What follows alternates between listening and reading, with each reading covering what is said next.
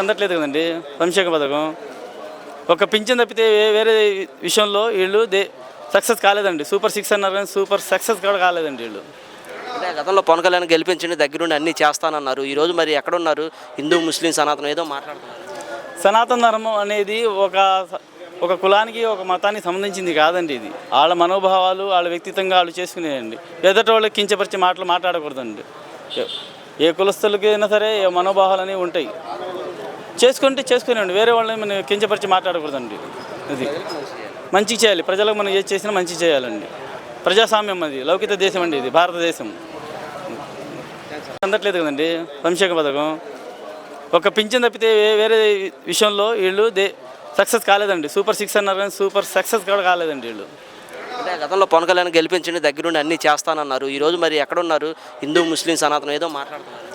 సనాతన ధర్మం అనేది ఒక కులానికి ఒక మతానికి సంబంధించింది కాదండి. ఇది వాళ్ళ మనోభావాలు వాళ్ళ వ్యక్తిత్వంగా వాళ్ళు చేసుకునేయండి. ఎదుటి వాళ్ళకి కించపరిచే మాటలు మాట్లాడకూడదండి. ఏ కులస్తులకైనా సరే ఏ మనోభావాలు అనేవి ఉంటాయి.